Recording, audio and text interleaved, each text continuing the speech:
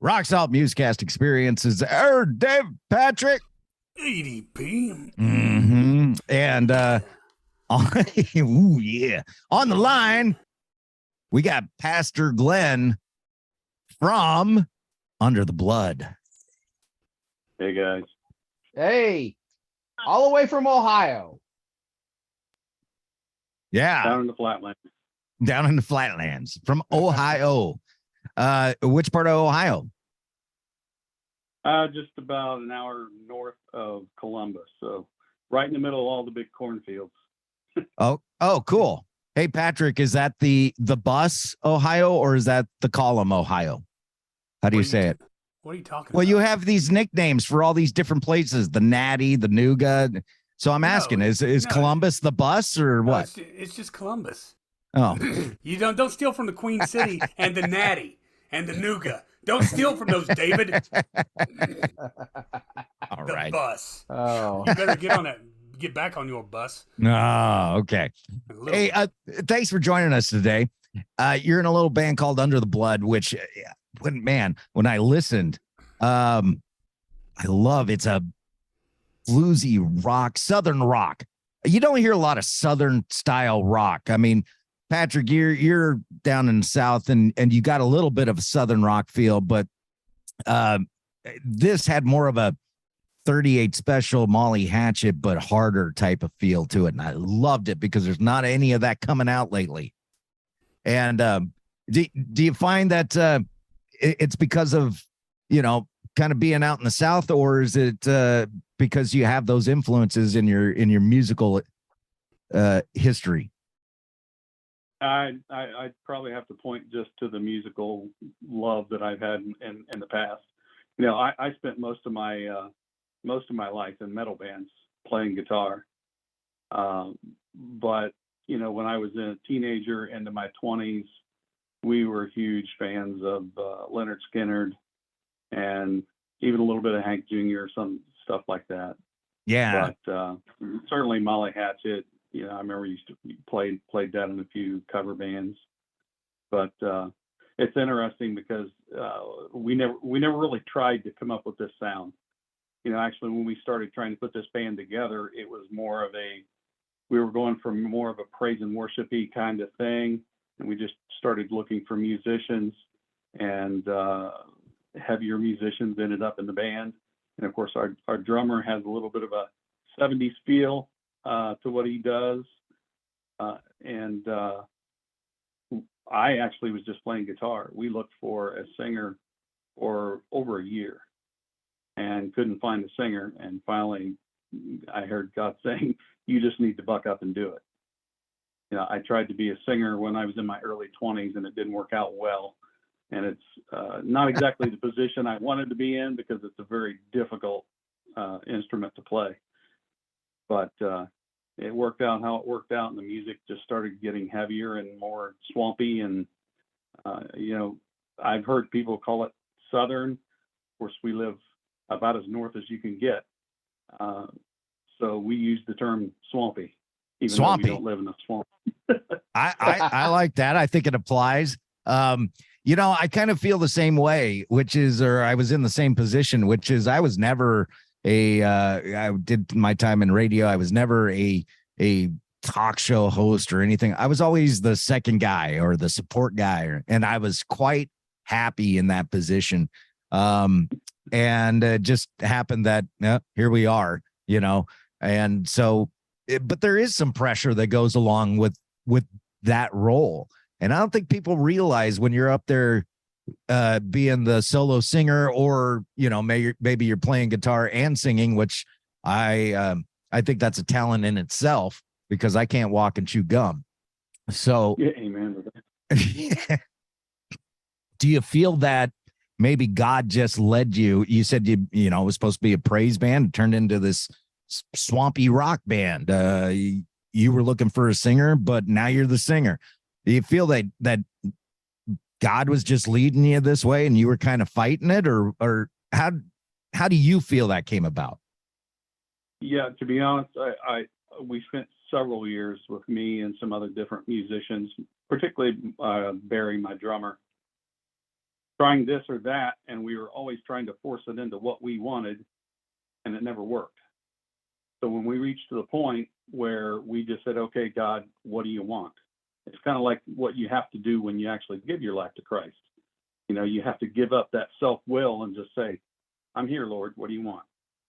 And we certainly felt that that was the way it happened. You know, as far as I'm concerned, the music that I did when I tried to be a singer back in my early 20s was pretty terrible. Terrible writer, terrible songwriter. And we got to a point where we were just tired of waiting for a singer. And I said, well, I'll try it. We'll see what happens. So I sat down and opened my Bible, started reading, started praying. And by the end of the day, had a song. And they were like, that's all right, let's try it again. So Nice. That's just how it rolled out. So how many guys in Under the Blood? Right now, there's only 4. You know, when we first formed, we had this 4, and before we even started playing shows, we added a 5th. Because I can play guitar, I played guitar forever, but like you, if you want me to sing and play at the same time, it's not going to happen, or at least not well. So I always love to be in a band, have 2 guitars. It just sounds really solid on stage. So we added another guitar player, and unfortunately, that second guitar position has changed hands a few times. We've actually had 3 people in the band, and right now we have no one. So if anybody out there near Ohio wants to play some swampy rock and you like to play guitar, get a hold of us. Yeah. And we'll get to your socials and everything before you jump off the line with us. But are you looking to like grow the band? And this is a half serious, half joking kind of question, but are you looking to grow the band to the point where you got like 13 people on stage with you, like Lynyrd Skynyrd or the Allman Brothers do? And I'm not knocking that. They got a great sound. That like the Allman Brothers, they got 2 drummers, I think, or had. And I've always thought like 2 drum kits on stage just enhanced the experience. I think we're fine with 1 drummer, but we would like that other guitar player, because it's very cool when we hit the spots where I'm not singing, and all of a sudden you have 3 guitars. Right. You know, you can live. Live you can still have your rhythm guitar, and you can have a dual lead going on, harmony lead. Very cool. And I know a lot of folks do that. It's almost every band anymore uses tracks, because particularly in the Christian world, because we just can't find people. But we're still resisting until we have to. But right now we're just in the process of figuring out how to be able to do what we do with 4 people. It's not going to be quite the same as we would like it, but it's working out. And yeah, we had more than one discussion about adding a few backup singers, especially when you listen to those backup tracks on the Hold On. In the immortal words of Darth Vader, resistance is futile, Glenn. That's not Darth Vader, is it? That's Star Trek, bro. Resistance. That's the Borg. Yeah. Oh, I don't know anything about Star Trek, but I feel really super nerdy now. Go me. You know, here's the way I've always looked at the 2, Star Trek and Star Wars. Star Wars is the fun nerd. Star Trek is the thinking nerd. Yeah, and I might look like the leader of a bike gang, but I really am a nerd at heart. Are you a fun nerd or a thinking nerd? I'm a thinking nerd. I'm both. Okay. I like Star Wars, but I'm pretty much addicted to Star Trek and Stargate. Okay, I didn't get into Stargate, but I actually went to see Star Wars Episode 4, and it was the original cut last night in one of the old theaters we have here in town, where it was the original cut where Han shoots first and everybody cheered because that's the way it's supposed to be. And they're fun movies, but and I don't want to get off track. I just have a thought. They're fun movies, but if I want to get deep into something, I'll turn on Star Trek. Makes you think. I'm so sorry I opened this box. I mean, yeah. You know what? You know what happens on this show? Once you open that box, Yeah. it's hard to close it. Yeah. It's hard to close it. See, It- you it- guys, you brought me on for what, over 2 years now? Every Saturday, I should know these things. So Yeah. it's like, Has it been 2 years, Aaron? I don't think so, but it's felt like 2 years, maybe. yeah. No, man. This it's- gray it's is felt because like- of you two. It's This felt- gray. It's gray. Like Aaron, like my angry ex-girlfriend. Where are you at? When are you coming on today? Huh? Are you? I need to know what time. Oh my gosh. Well, I was just gonna say it just felt like 5 years, but that's okay. Back to Glenn and Yeah. Under the Blood. Come on. Yeah, come on. yeah. All right, No, Under the no, Blood. No, I want to, Glenn. When I first heard your music, I text Dave. I said they're kind of a mix between Soundgarden, Nickelback, and kind of the Christian artist Zach Williams.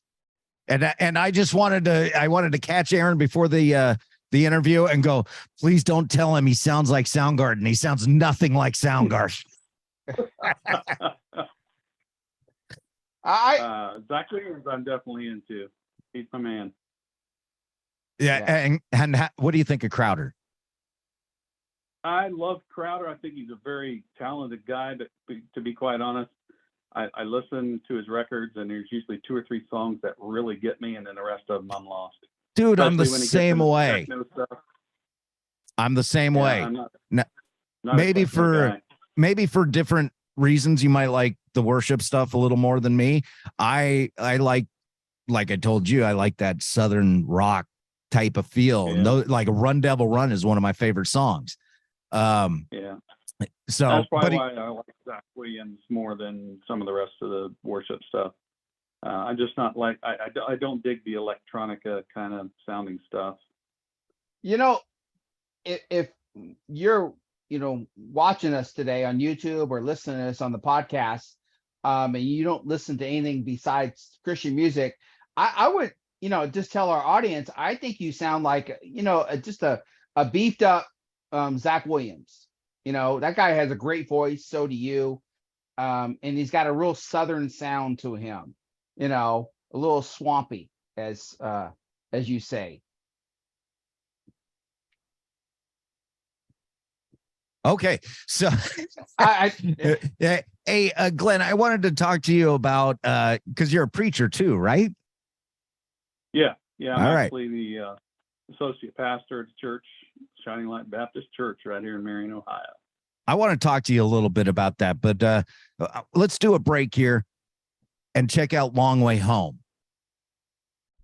Rock Salt Musicast Experience. And David Patrick. ADP, mate. Mm-hmm. And our new friend Glenn from Under the Blood. How you doing, Glenn? Hey, that's So- Pastor Glenn. Pastor Glenn. My Okay. apologies. I didn't mean to PG know. if you like. What's that? But What? PG if you like. Well, PG. I like that. PG. All right, PG. I'm going to call you PG now. So you're the pastor of a church, and you mentioned the name. Mention the name again. Shining Light Baptist Church here in Marion, Ohio. Actually, associate pastor. We do have a senior pastor as well, Gary Carr. Okay. Does he have a beard like you? A nice beard like you? He does Because not. Oh man. Is he clean cut? I'm betting clean cut. He's the antithesis of your appearance. Yeah, we're pretty much the exact opposites, and it's a good example that we're all connected in Christ. Yeah. Yes. Well, I was having that conversation with somebody the other day, and we weren't talking about Jesus or our faith or anything like that. I just said, we're all brothers.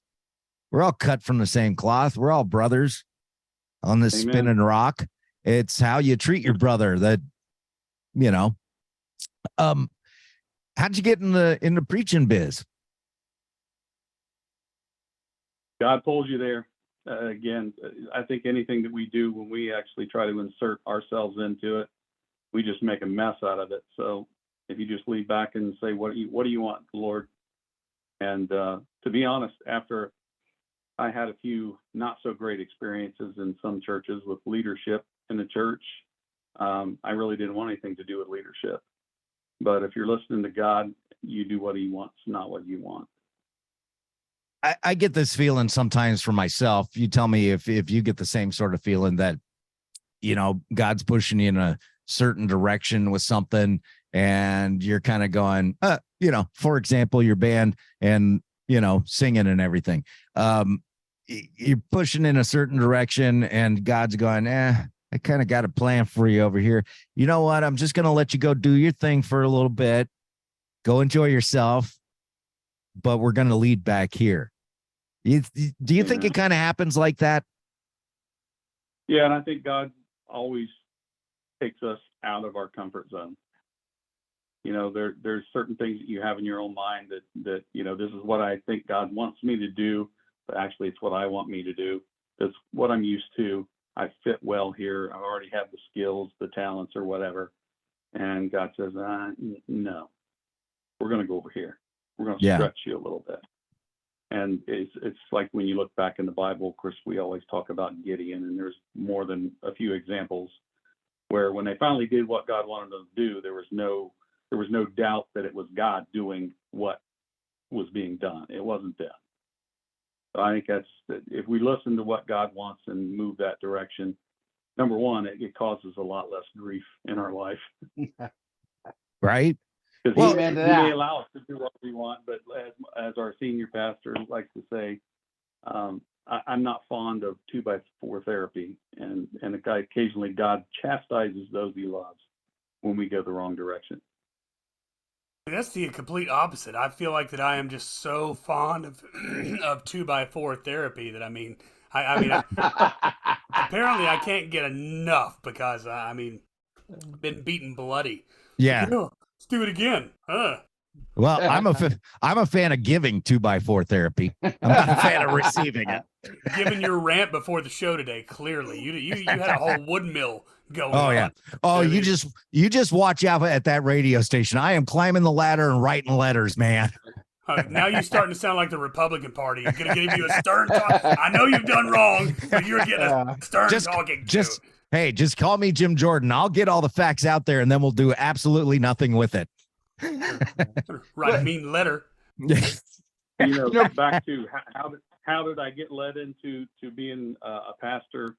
Really, I just started following Christ. I started studying Scripture, and it seemed like throughout those formative years in my walk with Christ, there were all these different people that recognized the plan God had for me, even if I didn't, and spoke that into my life. And eventually I figured out, that's what he wants me to do. So I'm really kind of curious. When did you give your life to God? 2005. 2005. We have these, a lot of people you ask, they're like, gave my life this date, this time, and this is how it happened.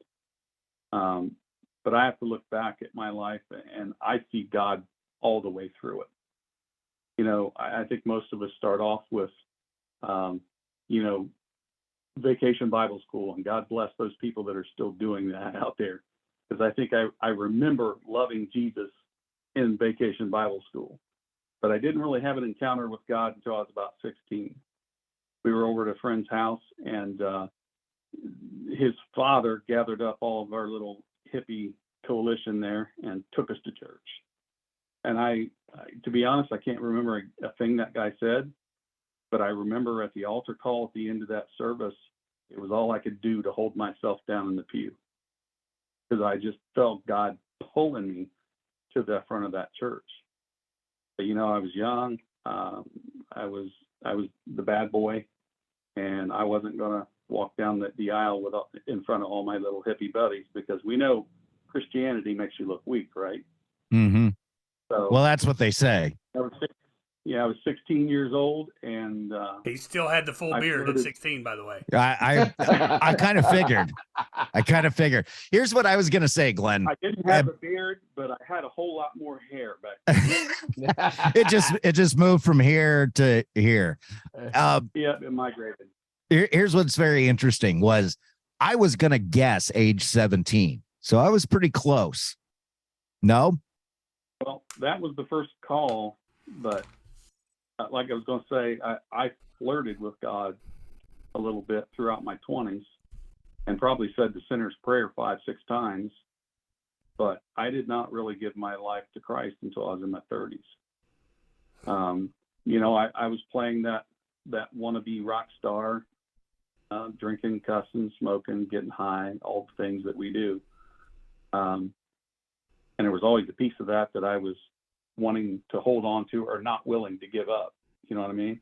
Mm-hmm. And for whatever reason, we talked about bands. I had reached a point in the secular bands where I was never going to be in a band again. I was just done with it. Too much work, too much hassle, too much drama, all of those things. And I started a little recording studio out of my house. And I ran that for a few years. And then God sent an old friend who was in a kind of a pseudo-Christian band. And he did a 3-song demo. And then a couple months later, he came back with a full-on Christian band. They did another 3-song demo. And then he sent another Christian band that did a whole album. And another Christian band that did a whole album. And then he came back and did a whole album. So God had me spending my days and nights with Christians for about 1.5 years. And by the time somebody actually invited me to church, God had me so convicted that I was ready to break. To put it metaphorically here, let me paint a picture. It's like you're floating along on the river, just chilling, having a good time, popping your beer and you hanging out, right? And then you get to a part of the river where it's kind of calm. You're having a good time. You're like, this is the life I want to live. And then God comes down and goes, oh, no, you're going under. Is that what you would? I mean, really, isn't that what it would be? Yeah, I remember a time in my life when I lived in a trailer park and a pastor moved in next door. And he would come over and preach to me every time I walked out the door. Literally, we got to the point where we would look out all the windows to make sure he wasn't around before we jetted out to get in our car. That's what Patrick's neighbors do, But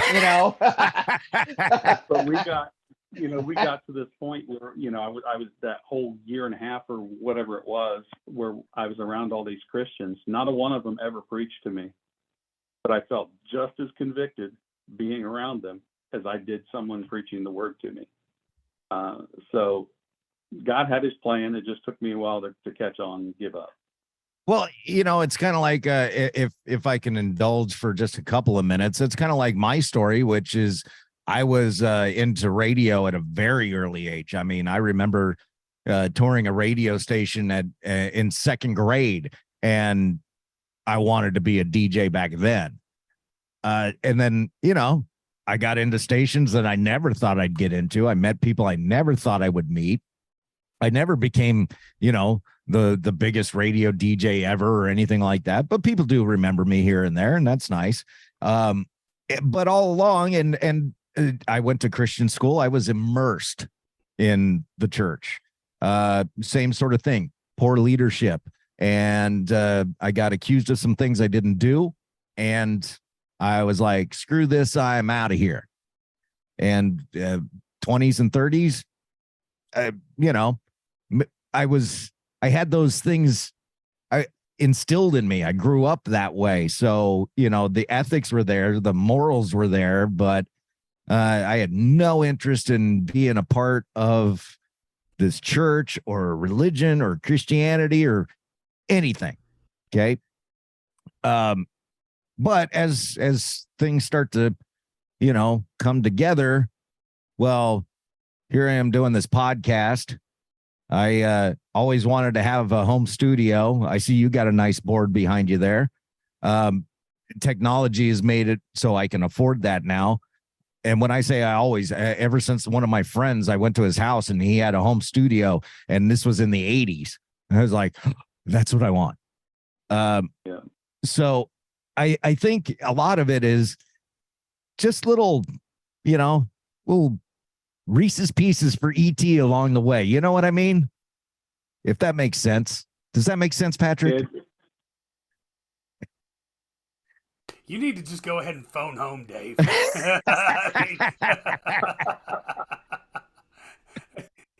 You Little know, Reese- as we always say, God uses somebody to plant a seed in our life, and then along the way, different people water it. It's just hopefully one day it sprouts. You're welcome to use my ET reference in any sermon that you do. I'm That gonna would- preach. I'm gonna preach that in August. Come the popcorn fest. No, that's in September, but I'll do it in August and all month of August. Every show we have, and then I'm gonna get an ET. I'm gonna ride on stage on a bicycle with a basket, and Glenn's gonna be in the basket, covered up. I honestly, I think Glenn should ride you out on a motorcycle in a basket. It puts the Patrick in the basket. So he gets the hose. That reminds me of a band back in our secular days. We used to play at the Alrosa Villa up there in Columbus, and this band would come out with these big tricycles riding all around the place, and then they would go up on stage and play. They had a lot of gimmicks. It was hilarious. The music was terrible, but the gimmick was cool. And So now, from now on, Glenn, when we play together, we gotta get together beforehand and do a gimmick, some just weird, There you go. outlandish gimmick. You know, you can You be the think them Borg. up, we'll figure it out. You'll be the Borg. I'll be the Jedi. We'll have a crossover match there. We got ET going on. I mean, yeah, this is so unheard of for you, Patrick. what's that? Costumes? Yeah. Weirdness? Yeah. Completely Hey. unheard of. Hey guys, I have a scheduling conflict. Why don't we take a break here? We're gonna play another Under the Blood song, and then you guys can come back and do the last break and talk more about the music. All right, And sounds so good. We'll be right back after this song. Rock Salt Musicast Experience. Aaron and Patrick. No, David and Patrick. I forgot my name. Daggone it, Dave. Daggone it, Dave. Aaron You bailed just- on us. You just don't want to know. No, I don't. Yeah, Aaron had a thing he had to go to. A So, prior engagement. Let's sound fancy. He had a prior engagement. Okay, a prior engagement. But I wanted to talk to you about you playing live. Now you're doing live shows, right? Well, we haven't done a live show in quite a while, but like I said, we're working up the show right now, minus the other guitar player, and we'll be ready soon. We're actually playing the 29th of this month down Botkins, Ohio, I believe, with Patrick. Are you on that show, the Jammin' for Jesus? No, we were not invited to that one. Yeah. I'm what you might call abrasive, Glenn, and so I've rubbed a few people the wrong Have way. you abrased someone? Absolutely, there's a handful of people that I have abrased in the last 8 months. You know what's funny, Glenn, is you're not the first to get that reaction where they go, I think I'm playing with Patrick, and he perks up and goes, I wasn't invited. Nah. Nope, didn't get the old invite. That's okay. I'm cool with it. I Well, totally. yeah, we're going to be playing that show, and then we have one here in town called Praise Fest, and of course we have the Popcorn Festival coming up. That's a rather strange place to play, but it's one of the biggest street festivals in the nation. Like 250,000 people come every year. Really? For 3 days. But it is way not a Christian festival. It is a very secular festival, and they have like 5 or 6 stages, and they are actually adding a new stage this year and giving me that stage. So we will be bringing Jesus up in there all 3 days. The PG No, I did stage. I did get invited to that one though, by the way. So, yeah. Are you on We're that one, still working Patrick? on it. Yeah, and I just want to point out to whoever's listening, if you ever, if you're out there and you're playing live music, and then Glenn's like, "Why don't you open for us?" Go ahead and turn that one down, because you don't open for Under the Blood. I mean, because you better be bringing your A game, your B game, and your C game for your set before you try to either go before or follow these guys. You better be you better be on point because I've watched Glenn. We played together quite a few times, really, and their stage show and what they do is phenomenal. So You'll make me blush, Patrick. I can see the jolly redness going on there, Saint Nick. Yeah. Um, yeah. Now that was going to be one of my questions, which is, what is a live performance of Under the Blood like? Well, when I started writing these songs, the whole point of what we do as a band is not to make a living at it, not to be famous or any of that stuff. It is simply to bring people to Jesus, and that's it. So even from the writing of the songs, almost every song that we have is based out of trying to overcome whatever it is people allow to stand between them and Jesus. There's always an excuse, there's always a reason, there's always something that will try to hold people back. And we use our music to try to break down those walls so that they can come to Jesus. And the show is the same thing. And more or less, we try to, we don't do a show where we play 6 or 7 songs and then stop for half an hour to preach and then play some more songs. We play every song, and I explain to the folks what is this song about, and my testimony. Because to be honest, most of the songs are out of my testimony, the things that kept me from Jesus, or some of the folks in the other in the band, and we try to make sure that we let them know what the message is, and do our best to give them the opportunity to come to Christ. Because you guys know as well as I do, whatever all those things were that kept you away from Jesus for 10, 20, 30 years even, none of them were worth it. And once you gave it up and gave your life to Christ, you realize they're all worthless, all those things and all those reasons that keep you from Christ. So that's what the show is all about. We certainly aren't the greatest musicians in the world, but we probably put on a show that's professional enough that people will listen. I don't know if you've probably seen shows where, all the non-believers in the crowd is, it's just another crappy Christian band or another copy of this band. We just try to be good enough that we sound professional, and it's a little different than what you're used to hearing. So at least we get enough respect that they'll listen to what we say, and hopefully God will use it to change a heart. And I just want to point out that you accomplish all that in your stage show. But I also want to point out I'm not bragging by any stretch, but we've already accomplished those first 2 goals that you said. We're not doing it for fame or money because we haven't reached those levels either. So yeah, we're there.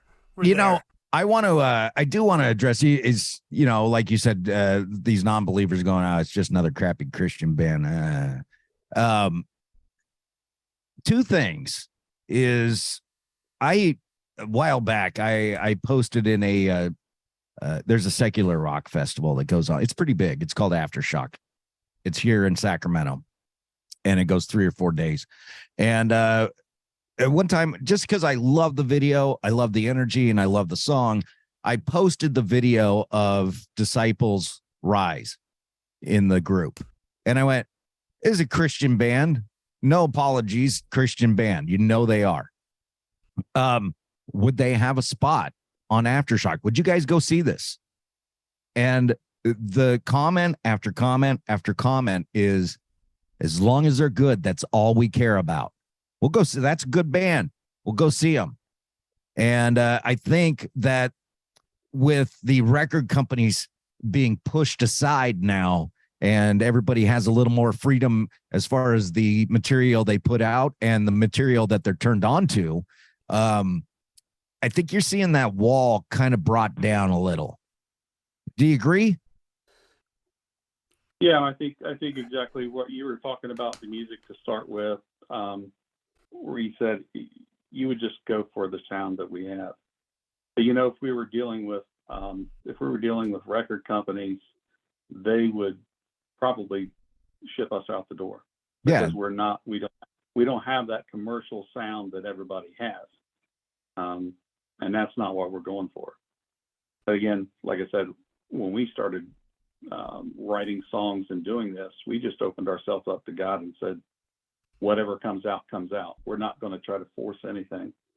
And this is what came out. Yeah. I agree with you. So you're doing the popcorn festival, which I'm not even joking. I love popcorn, and that sounds exciting to me. I wish I was out there. I'd like to go. When is that? September 7th, 8th, and 9th. And we're still booking bands. You know, we're booking some local bands, hopefully. But we're booking some other bands like Patrick's band, 3 Days Under. We have Chaotic Resemblances playing. And we've been trying to book a few other touring bands to go along with some of the locals. We actually do have, 3 rap groups now, Daymac, Big Rev, Word Rat. They're going to be on the bill with us. But we're still working on a few touring bands. It's really tough because, like I said, our mission isn't about money at all. And quite frankly, I started this production company, Bold Word Productions, just so we could put concerts on without charging anything. Because people don't want to pay $15 a ticket for something they don't even know what it's going to be. Exactly. If we want to bring people in to hear Christ and hear the word, then we need to give it for free. And, you know, with a lot of these touring bands, I understand they're making their living off of this. So it's harder to get that in, but, you know, you got to love the Chaotic Resemblance guys. You know, I'm like, you know, I can't guarantee you what I can pay you. And they're like, all right, we'll be there. Yeah. Yeah. Those guys are awesome. I do want to throw out just, maybe this will help you out. Maybe you check this guy out. True Lyric. He's out here in Northern California. He's a rapper. He does tiptoe in the rock emo realm a little bit, not much. But I think he would be more than happy if you know everything aligned that he could make it out there. I'll kick you his information off the air, and if you want, you can check it out. Sweet. Now your church, give it one more plug here because I want people to know about your church. Shining Light Baptist Church, Marion, Ohio. Okay. 294 Mount Vernon Avenue. There you go. I got it. And yeah, well, that's a good thing because you go there every Sunday, right? Well, it's kind of hard to miss. You know, it's right downtown Marion.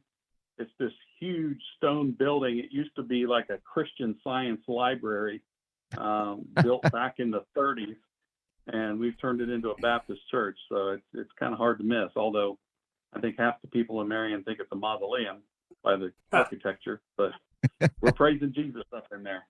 All right. And do you guys have a Facebook page or socials or anything if somebody wants to reach out to you? Yeah, Under the Blood and Bold Word Productions both are on Facebook. We're not big on the social media. Maybe we need to change that, get into the Twitter and all that other stuff. But at the moment, it's Facebook. You search for Under the Blood, I'm sure you'll find it. Facebook really like the phone book of social media. I mean, it really hasn't gone away. I mean, everything is still there. So fantastic, man. Well, thank you for coming on. I love these songs. I can't wait to hear more and definitely come back again. Yeah, definitely will. We get this record done. I'll let you guys know and get you a copy over there. Oh, fantastic. I can't wait. Hey, thanks a lot, Pastor Glenn. PG. Thank you.